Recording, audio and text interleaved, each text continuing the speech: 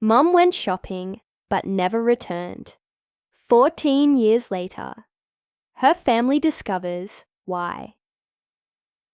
Imagine a quiet evening, the kind where the sun dips low and casts long shadows across the living room floor. The Dawson family gathers for their weekly dinner, a ritual they've kept alive for over a decade. But tonight feels different. There's an unease in the air, a question hanging unspoken between them. Why did their mother disappear 14 years ago? She had gone shopping that day, just like any other, but she never came back. No note, no call, nothing. For years they tried to move on, each of them coping in their own way, but deep down, the wound never healed. And then, out of nowhere, Ethan bursts through the door with news that changes everything. A clue so shocking, it forces them to confront the truth about what really happened to her. At the center of this story is Catherine Dawson, the mother whose sudden absence left a void no one could fill. Her husband Dan sits in his wheelchair, now older and frailer, his face lined with regret and unanswered questions. Their 5 children, Mark, Leah, Ellie, Aldi, and Ethan, are all grown up now. Yet they still carry the weight of her disappearance. Each of them has built walls around themselves, trying to protect against the pain of losing someone so close. But those walls are about to crack wide open because Ethan has uncovered something that doesn't add up. It's not just a random lead. It's evidence that suggests Catherine didn't leave willingly. In fact, she might have been taken, and she may still be alive. As the family sits around the table, the tension builds. You can almost feel the heaviness pressing down on them as Ethan reveals what he knows. He tells them about the car, their mother's car, that was found submerged in a river miles away from home. At first glance, it seems like proof of abandonment, but Ethan insists there's more to the story. His voice trembles as he speaks, not just from excitement, but from fear too. Fear that the truth might be worse than they imagined. The others aren't convinced at first. Mark, the practical one, argues that their mother must have left of her own accord. Leah agrees, bitter and resigned. Even Dan, who has spent years blaming himself for Catherine's departure, seems skeptical. But Ethan won't back down. He knows his mother better than anyone, and he refuses to believe she would abandon her family without a fight. The narrative shifts between moments of hope and despair, drawing you deeper into the mystery. As Ethan digs further, he uncovers fragments of information that hint at a darker realities. A lease agreement signed under a fake name, a warehouse rented months after Catherine vanished, men's belongings found inside the car, including sunglasses, engraved with the name Ronald. These details paint a picture far removed from the simple explanation everyone has clung to for years. Was Catherine running from something? Or was she running toward help, only to fall into a trap instead? The questions pile up faster than answers, leaving both the characters and the audience desperate to know more. What makes this story compelling isn't just the mystery itself, it's the humanity behind it. This isn't just about solving a case, it's about understanding how loss shapes people. Take Dan, for instance. Once a strong, capable man, he's now confined to a wheelchair, haunted by guilt and self-doubt. He wonders if he failed Catherine somehow, if his accident pushed her away. Then there's Ellie, the youngest daughter, who shoulders the responsibility of caring for her father while secretly longing for closure. And Aldi, barely a toddler when his mother disappeared, who grew up hearing stories about her but never truly knowing her. Each character brings a unique perspective to the story, showing how grief manifests differently in everyone. Ethan, however, stands apart. Of all the siblings, He's the one who has always refused to accept the idea that Catherine abandoned them. Maybe it's because he remembers her strength, the way she held the family together during tough times. Or maybe it's because he feels responsible for holding on to hope when everyone else gave up. Whatever the reason, his determination drives the investigation forward when he discovers the connection between Catherine and a man named Raymond Doss, a figure known for operating in the grey areas of the law. Ethan realizes he's stumbled onto something dangerous, yet he presses on, unwilling to let fear stop him from finding the truth. The setting plays a crucial role in building suspense. From the cozy familiarity of the Dawson family home to the eerie silence of the industrial zone where the warehouse is located, every location adds depth to the unfolding drama. There's the lake where the car was found, its dark waters reflecting the flashing lights of police vehicles, a stark contrast to the peaceful suburban streets nearby. And then there's the harbour, bustling with activity, yet hiding secrets beneath its surface. These places serve as more than mere backdrops. They become symbols of the family's journey, mirroring their emotional highs and lows. One of the most powerful aspects of this story is its exploration of themes like trust, sacrifice, and resilience.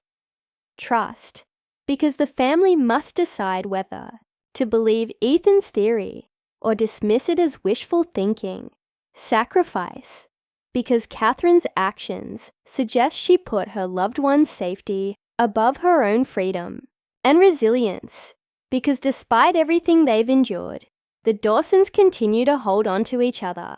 These themes resonate deeply, reminding us of our shared human experiences. They remind us that even in the face of unimaginable loss, love has the power to endure.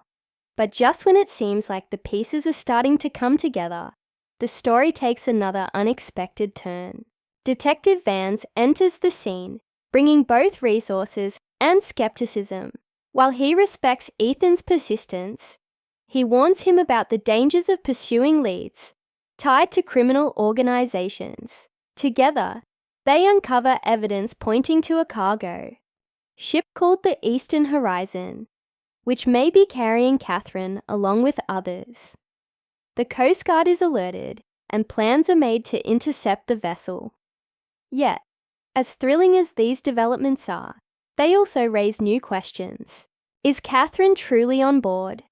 If so, will she recognize her family after all these years? And what will happen to those responsible for keeping her hidden? Throughout the introduction, the tone remains gripping and emotional, keeping viewers hooked. Suspense builds steadily, with each revelation leading to more uncertainty.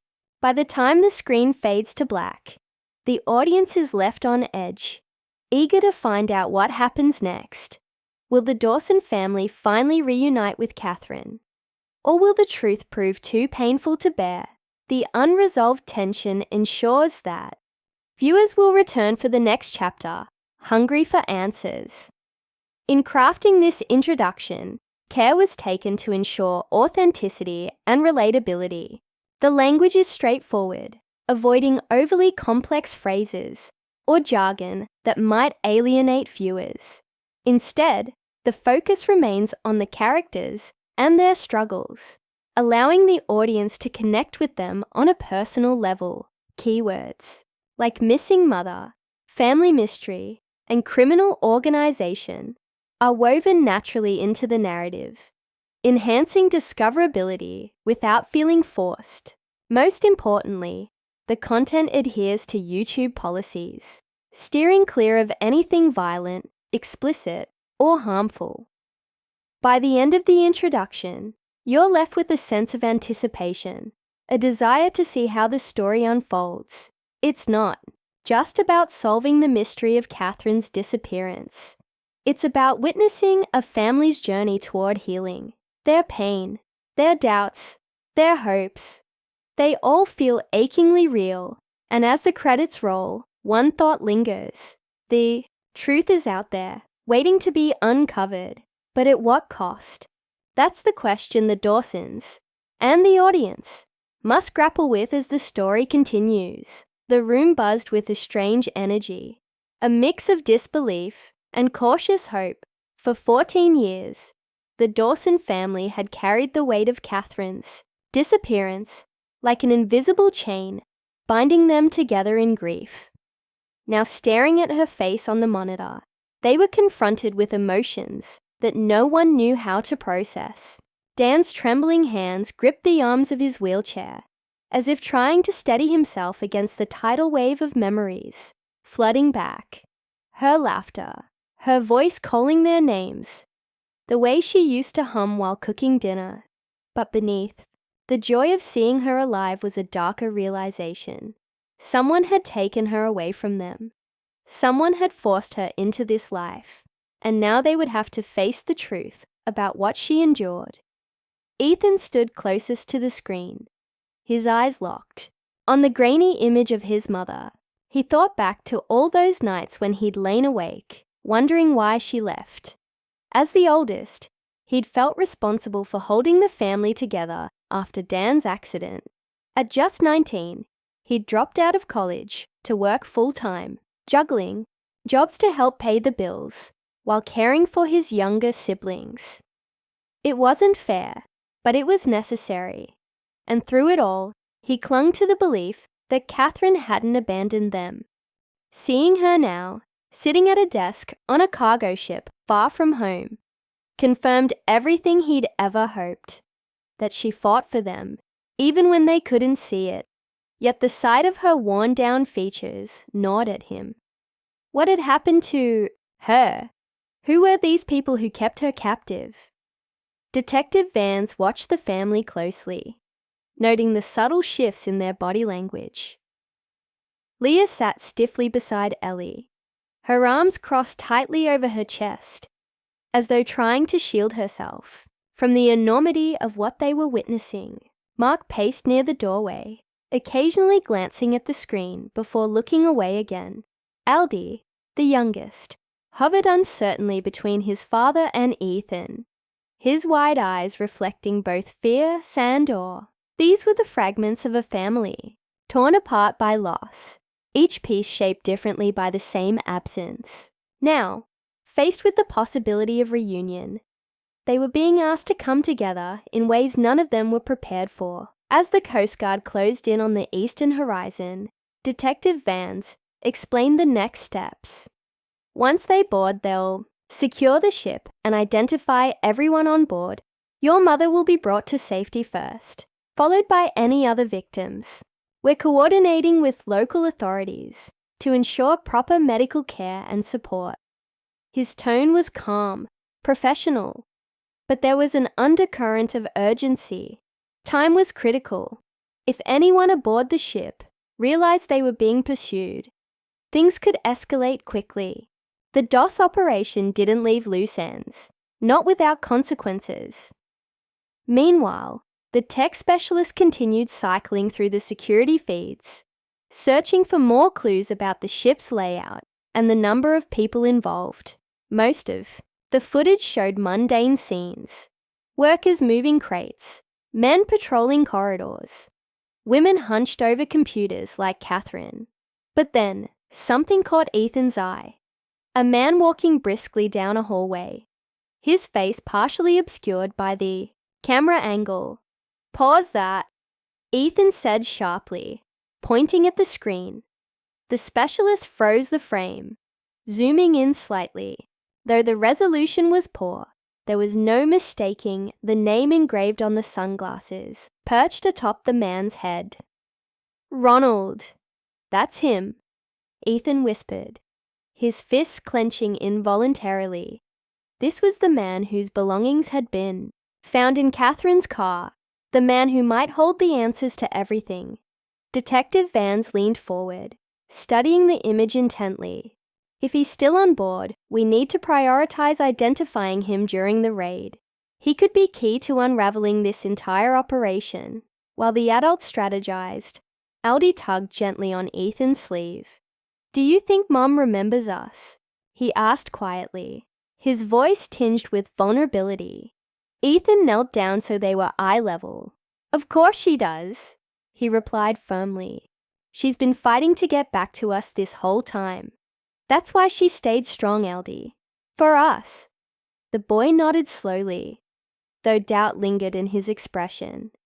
How could someone stay away for so long and still care? It was a question none of them dared to ask aloud. Back at the harbour, the Coast Guard vessels moved swiftly across the water, closing in on the eastern horizon. The ship loomed large against the horizon, its silhouette stark against the pale morning sky. On board, tension simmered beneath the surface. Ronald paced nervously in the control room, scrolling through messages on his phone. The guard's betrayal weighed heavily on his mind. He'd trusted the old man implicitly. Now, thanks to his slip-up, the entire operation was in jeopardy. He glanced at the GPS tracker embedded in the app, noting the proximity of several unidentified ships. They weren't scheduled for inspection, which meant only one thing. Law enforcement was onto them. "Harvey's going to kill me," Ronald muttered under his breath, running a hand through his thinning hair. He considered issuing an evacuation order, but it was too risky. Abandoning the ship mid-route would raise suspicions and leave behind evidence that could implicate the entire network. No, they needed to play it cool, act normal until the last possible moment. Still, he couldn't shake the feeling that they were running out of time. On the main deck, Catherine worked silently alongside the other women, entering data into the computer system. She'd grown adept at keeping her head down, avoiding attention. Over the years, she'd learned to recognize the signs of trouble brewing, the hurried whispers among the crew, the sudden increase in patrols. Something was off today. The air felt heavier, charged with anticipation. Her heart pounded as she risked a glance toward the horizon, where faint shapes of approaching vessels were beginning to take form. Could it be rescue, or was it another layer of danger coming for them? Back at the station, the Dawson family waited anxiously for updates. Dan stared at the floor, lost in thought. He replayed the conversation he'd had with Catherine weeks before her disappearance, the memory haunting him now. She'd been desperate, pleading with him to let her handle the finances. At the time, he'd assumed she meant taking on extra shifts or selling some of their belongings. Never in his wildest nightmares did he imagine she'd turn to someone like Raymond Doss. The guilt pressed down on him like a physical weight. If only he'd asked more questions, pushed harder to understand. Maybe then he could have stopped her. Leah, meanwhile, wrestled with her own demons. Growing up, she'd idolized her mother, viewing her as infallible. When Catherine vanished, Leah's world shattered. She built walls around herself, refusing to trust anyone fully. Even now, as the evidence mounted that her mother had been taken against her will, Leah struggled to reconcile the woman she remembered with the reality unfolding before her. Was it easier to believe Catherine had abandoned them than to accept she'd been trapped in such a cruel fate? Ellie, ever the caregiver, focused on comforting her father. She held his hand tightly, offering silent reassurance. Despite the chaos swirling around them, she found solace in small gestures of love. If Catherine came home, Ellie vowed to never let her go again. She'd make sure her mother knew how much they'd missed her, how much they still needed her. Mark, ever practical, tried to prepare for every scenario. He made lists in his head, legal documents to gather, resources to secure, plans for reintegrating Catherine into their lives. But even his meticulous nature couldn't shield him from the emotional storm brewing inside. For years, he'd resented his mother's absence, blaming her for leaving them to fend for themselves.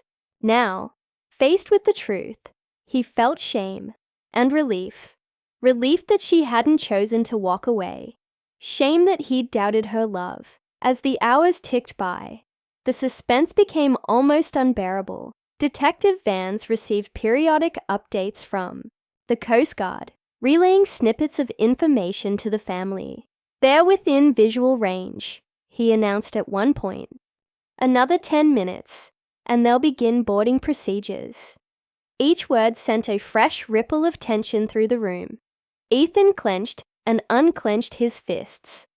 Pacing like a caged animal, he wanted to be there, to see his mother with his own eyes, to confront whoever had kept her prisoner. Instead, he was stuck waiting, powerless to do anything but watch and hope.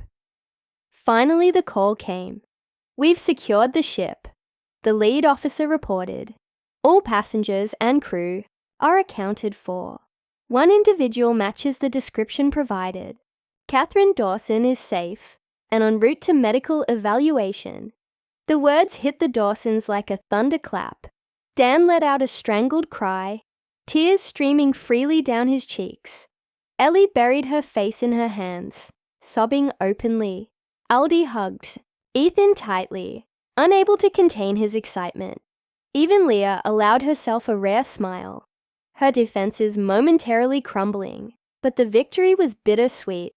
As the officer continued detailing the situation, it became clear that Catherine wasn't the only victim aboard the Eastern Horizon.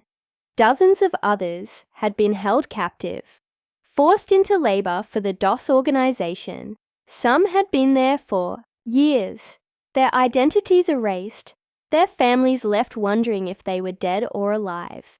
The scale of the operation shocked everyone, including Detective Vans. This wasn't just about Catherine anymore. It was about justice for all those who had suffered. And yet, amidst the chaos, one question remained unanswered. What would happen once Catherine returned? Would she remember them? Would she forgive them for doubting her? And most importantly, could they truly heal after 14 years of separation?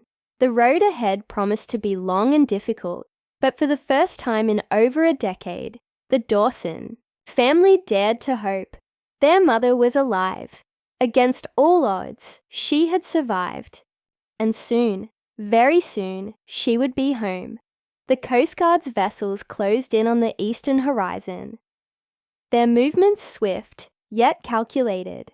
On board, tension crackled like static electricity as officers prepared to board the cargo ship back. At the station, the Dawson family huddled around the monitor, watching the live feed from the app provided by the guard. Every movement of the ship's crew felt amplified, every shadow a potential threat. Ethan's eyes darted between the screens, showing different parts of the vessel. His mother still visible in one corner, her hands typing diligently on a keyboard. He couldn't shake the thought that something might go wrong, that they were so close to finding her, but still vulnerable to unforeseen dangers. On board the Eastern Horizon, Ronald paced nervously near the control room, his phone buzzing incessantly with messages from unknown numbers. The GPS tracker embedded in the app had tipped him off. Someone was onto them. His mind raced through scenarios, none of them good. If the operation was compromised, he'd be the first casualty. DOS's organization didn't leave loose ends. "Harvey's going to kill me," he muttered under his breath, running a hand over his thinning hair. He considered issuing an evacuation order, but quickly dismissed it. Abandoning the ship mid-route would raise too many questions and leave behind evidence that could implicate everyone involved. No, they needed to play it cool, at least until the last possible moment. Meanwhile, Catherine worked silently, alongside other women entering data into the computer system. She'd grown adept at keeping her head down, avoiding attention. Over the years, she'd learned to recognize the signs of trouble brewing. The hurried whispers among the crew, the sudden increase in patrols. Something was off today. The air felt heavier, charged with anticipation. Her heart pounded as she risked a glance toward the horizon, where faint shapes of approaching vessels were beginning to take form. Could it be rescue? Or was it another layer of danger coming for them?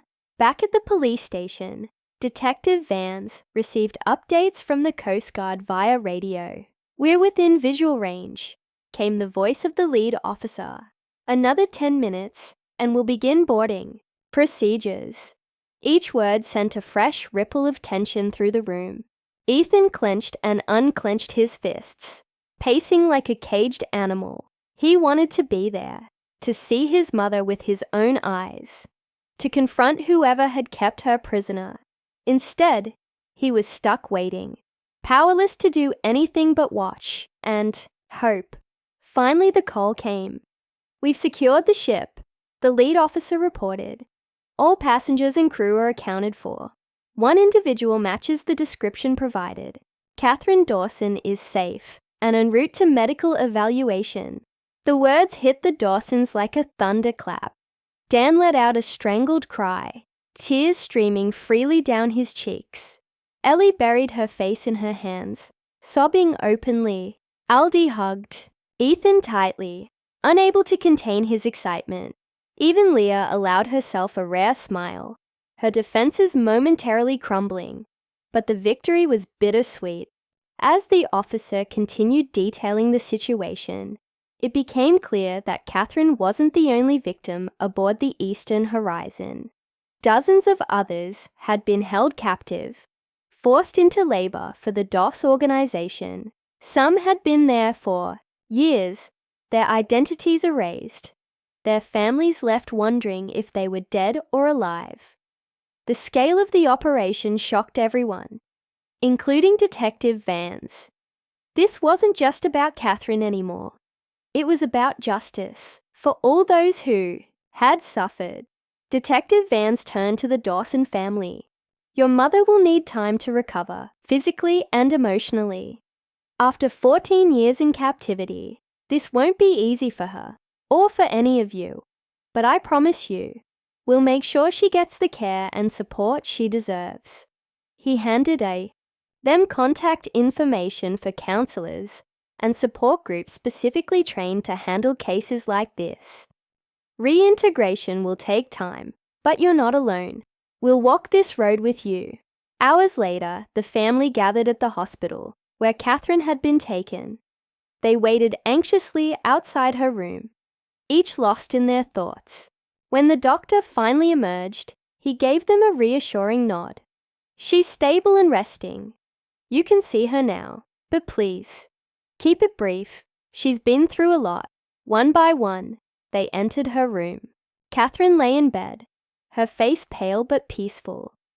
Tubes and wires connected her to machines, monitoring her vitals. For a moment, no one spoke. Then Dan wheeled himself closer, taking her hand in his. "Catherine," he whispered, his voice breaking. "I'm so sorry." Her eyes fluttered open, and though weak, she managed a small smile. "Dan," she murmured, squeezing his hand. "I never stopped loving you." Tears streamed down his face as he shook his head. We thought you left us." "I would never," she said firmly, her voice gaining strength despite her condition. "They took me because of the loan, the bills. I tried to fight, but they threatened you, the kids. I stayed away to protect you." Ethan stepped forward, kneeling beside her bed. "Mom, we never gave up on you. Not really. I always knew you wouldn't abandon us." She reached out to touch his cheek, her fingers trembling. "You've grown into such a strong man, Ethan. All of you have. I'm so proud of what you've become." As the others joined in, sharing their stories and emotions, the room filled with warmth and love. It wasn't perfect. There were still wounds to heal, questions to answer, but for the first time in 14 years, the Dawson family felt whole again.